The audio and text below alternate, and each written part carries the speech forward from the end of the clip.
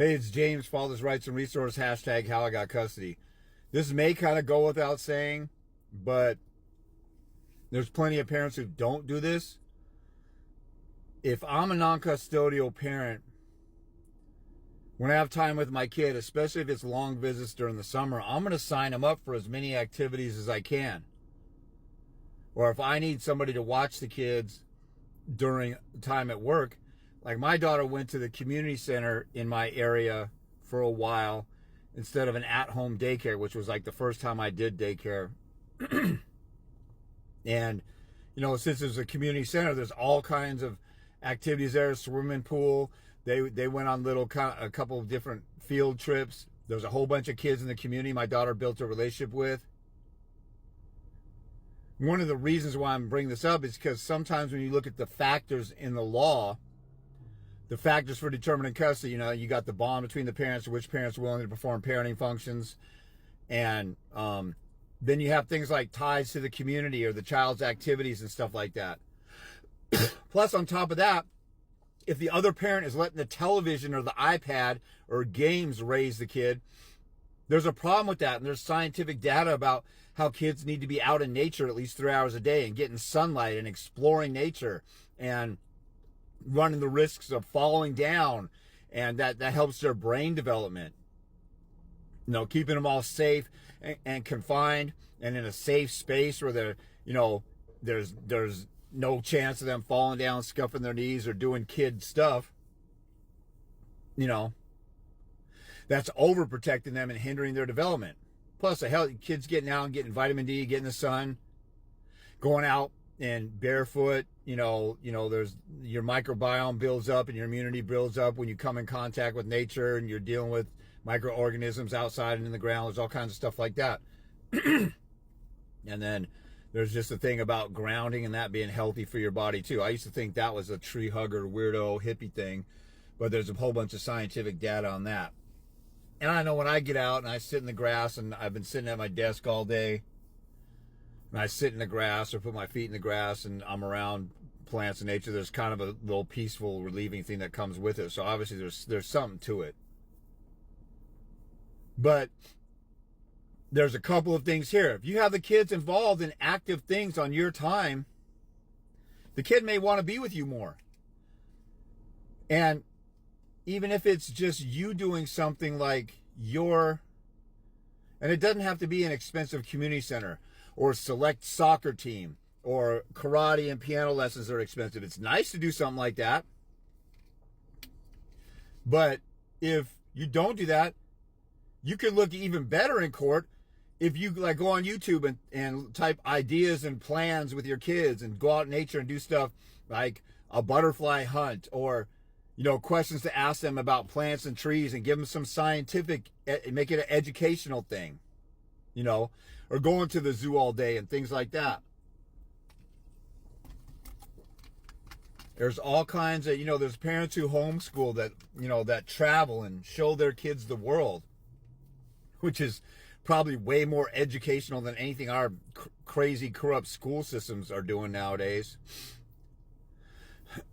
But, you know, if the kids are active and allowed to freely be themselves within the confines, like say they are at a community center, they're developing relationships with other kids, and then they come home to you, and then you do stuff with them.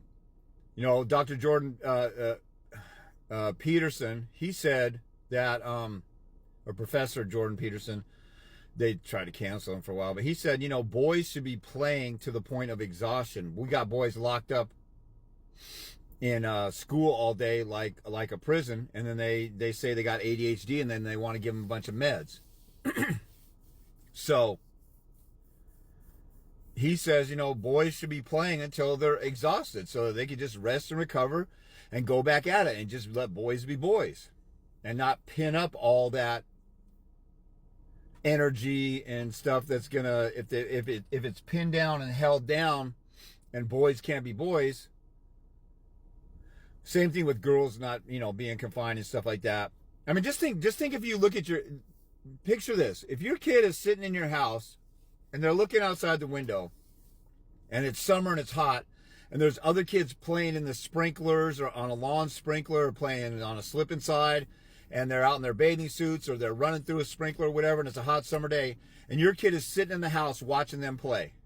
Think about how torturing that would be to a kid.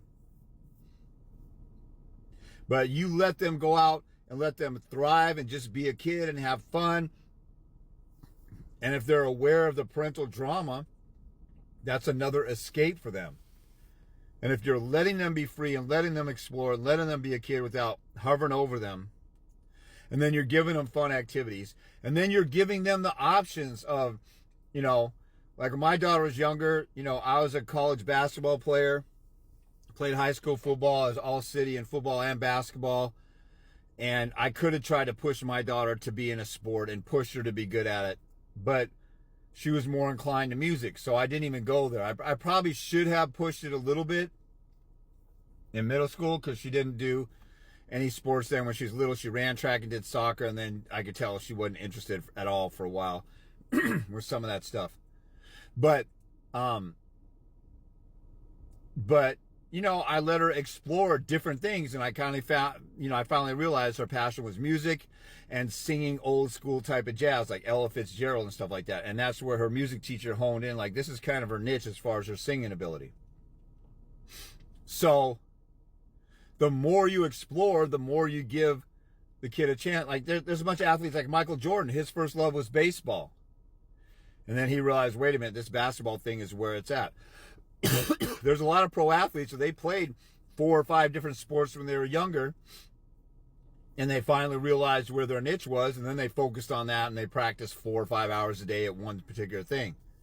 But that's another way to find out where your kid's gift might be or where their passion might be, is give them a bunch of chances. So I'm kind of, like I said, I'm kind of saying something that goes without saying, but there might be some parents out there, you're so caught up in your custody battle that you're not thinking about, like, you would want to make things as normal, and it's not a normal situation with a custody battle going on, but you would want to do as much as possible to make your child's life as normal as possible, to help them cope, to help you establish some things, and then eventually to have an advantage in court. It's stuff you want to do anyway for your kid's sake, but it's an argument for you to have an advantage, especially if the other side is letting the video games or the iPad or the internet or TV raise your kid.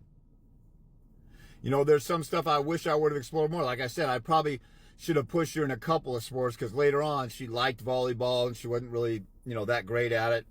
And then we did some other stuff. But when I was going through my custody battle and I was dragged back into court, I was preoccupied with court, with doing this work right here, and then dealing with raising her and having my plate full like that. I didn't let her be a kid as much as I wish I would have now, looking back. So there's mistakes I made, because my own custody battle really was a full-time job dealing with this stuff. Now, the original custody battle, that was fine because she was a baby, she was with the mother, then I got custody, and then it was cool for a year. But then the mother dragged me in court for a year and a half later. And then when I would do a contempt motion or try and modify child support, her attorney would turn it into a 3, 4, 5, 6 month matter. And then I had to go to the Court of Appeals one time, which took a year and a half. So there was not normalcy there because I was in and out of court for 20 years. So given the results, like the mother never won anything. So even though I won a lot of stuff, I lost out on time and energy as the custodial parent. So if I were to just either let some stuff go or let stuff pan out the way it panned out and focused on making it a priority, okay, my daughter's got to get her playtime in, go out and do some activities and stuff like that. There were days where, like, we were locked in the house a lot because I was caught up on work and caught up on my own custody battle and stuff. And I should have let her get out more. So that's kind of a regret of mine. But when this stuff is all said and done, your kid's still going to end up being the kid that they're either supposed to be or they missed out on some stuff. So you might as well try and make it as normal as possible, because when this stuff is over, it's over. Then you might have regrets, like I do about some stuff. But in any case, for your custody battle and for the kid's sake, you're going to want to have them as active as possible.